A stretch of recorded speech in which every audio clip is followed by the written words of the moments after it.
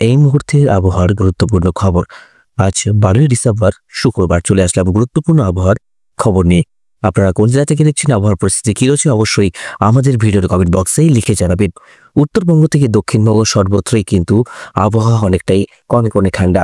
কিছুটা পারদ কিন্তু ঊর্ধ্বমুখী হয়েছে দক্ষিণবঙ্গের, কারণ ঘূর্ণবর্ত রয়েছে দক্ষিণবঙ্গের ঠিক 100 কিলোমিটারের মধ্যে। তো বৃষ্টির যে সম্ভাবনা রয়েছে, কোন কোন জেলায় বৃষ্টি হতে পারে, খুব ভারী বৃষ্টি নয়, হালকা থেকে মাঝারি বৃষ্টির সম্ভাবনা রয়েছে কোন কোন জেলাতে, সেটা আপনাদেরকে বলবো। অবশ্যই ভিডিওটাকে ধৈর্য সহকারে সম্পূর্ণ দেখবেন, আর অবশ্যই চ্যানেলটিকে সাবস্ক্রাইব করে প্রতিনিয়ত সঠিক আবহাওয়ার আপডেট দেখার চেষ্টা করবেন। তো সুপ্রিম বন্ধুরা, চলে আসলাম আজকের আবহাওয়ার প্রতিবেদন নিয়ে। অবশ্যই চ্যানেলটিকে সাবস্ক্রাইব করে প্রতিনিয়ত সঠিক আবহাওয়ার আপডেট দেখার চেষ্টা করবেন।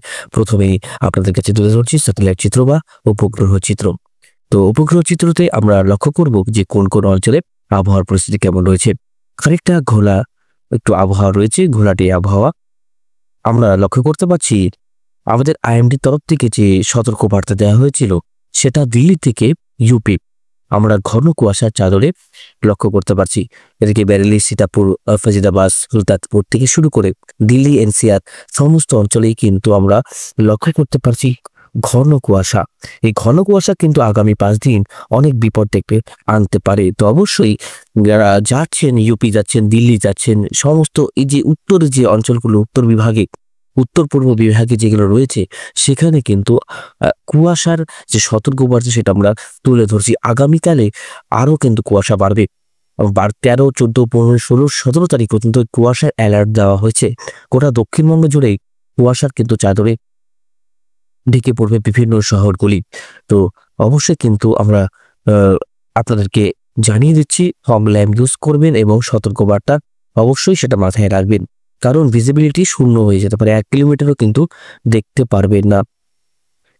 আর যারা যে জার্নি করছেন, ট্রেন, বাস, সমস্ত অঞ্চলে ধীর গতির সম্মুখীন হতে পারে। এটাকে গোটা বঙ্গোপসাগরে আমরা লক্ষ্য করতে পারছি। মেঘ রয়েছে, সেটা হচ্ছে আন্দামান নিকোবর দ্বীপপুঞ্জ ঠিক নিচের দিকে রয়েছে। আর এদিকে আমরা লক্ষ্য করছি ইন্দোনেশিয়া থেকে শুরু করে ফিলিপিন্স, ভিয়েতনাম, কম্বোডিয়া, থাইল্যান্ড সমস্ত অঞ্চলে কিন্তু মেঘলা আকাশ রয়েছে। বৃষ্টি হচ্ছে বিভিন্ন অঞ্চলে।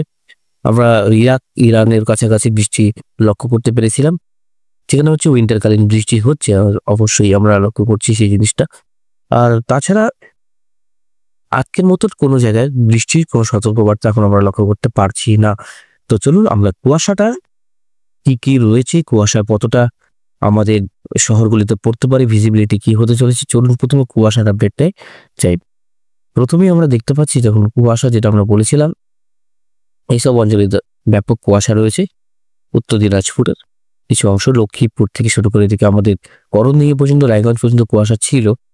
তার একটু খানিকটা আগে মোটামুটি লক্ষ্য করতে পারছি গোটা উত্তরবঙ্গ জুড়ে কুয়াশার সতর্কবার্তা।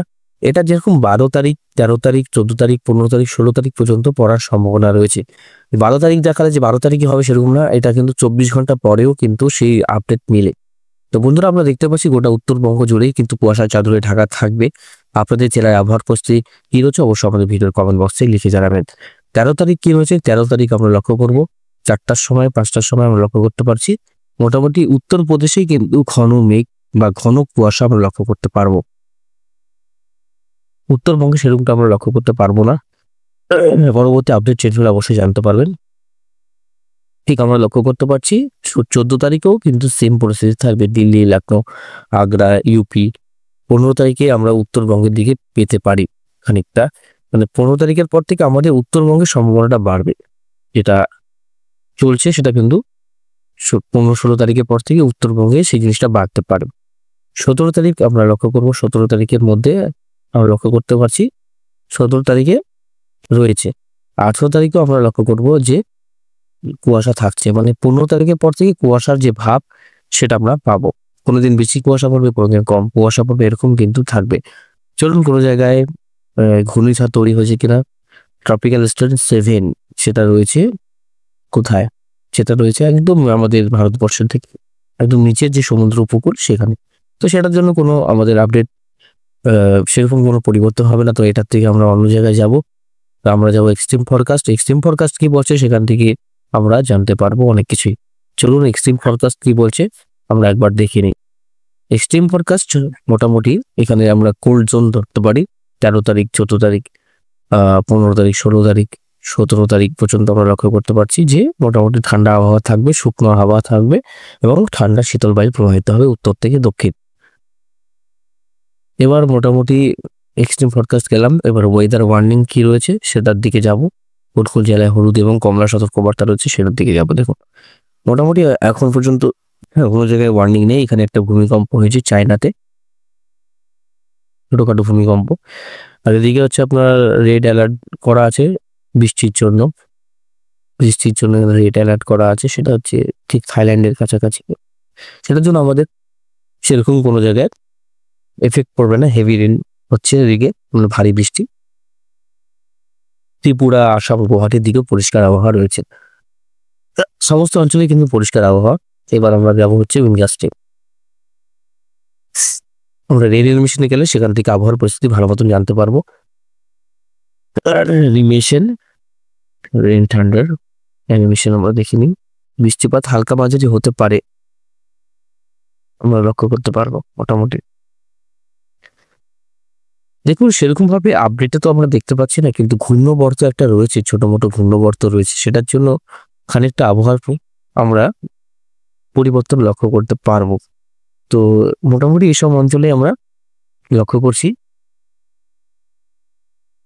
তো খানিকটা মেঘ রয়েছে। আর এদিকে মোটামুটি বাংলাদেশ থেকে শুরু করে ধানবাদ, কলকাতা, তারপরে হচ্ছে এদিকে হচ্ছে আপনার আলিপুরদুয়ার, বঙ্গাইগাঁও, গুয়াহাটি, সমস্ত অঞ্চলে কিন্তু আমরা ভালো মেঘ আমরা লক্ষ্য করতে পারছি। মোটামুটি এইসব অঞ্চলে পরিষ্কার আবহাওয়া, এইসব অঞ্চলে কিন্তু পরিষ্কার রয়েছে। কোনো কিছু ভুল হলে ক্ষমা করবেন, অনেক সময় লাইভ করতে গিয়ে হয়ে যায়, তো এগুলো আমরা চেঞ্জ করি না। যাই হোক, ভুল হলে ক্ষমা করবেন। কিন্তু এদিকে দিল্লি, যোধপুর, এলাহাবাদ, হায়দ্রাবাদ, বেঙ্গালুরু, ধানবাদ, সমস্ত অঞ্চলে কিন্তু এদিকে আবহাওয়া মোটামুটি পরিষ্কারই রয়েছে। তো বন্ধুরা, আজকের মতন এখানে আমরা সমাপ্ত করবো, কারণ আপডেট দেওয়ার মতো সেরকম কোনো কিছু নেই, আর সেরকম গুরুত্বপূর্ণ কিছু নেই। ঠান্ডা থাকছেই, যেরকম তাপমাত্রা সেরকমই স্বাভাবিক থাকবে। দক্ষিণবঙ্গের তাপমাত্রা আবার 15 তারিখ থেকে নামার সম্ভাবনা আছে। যেটা একটু ঊর্ধ্বমুখী হয়েছে সেটা কিন্তু আবার নামবে। তো আজকের মতো এখানে সমাপ্ত করবো। ধন্যবাদ, ভালো থাকবে এবং সুস্থ থাকবেন।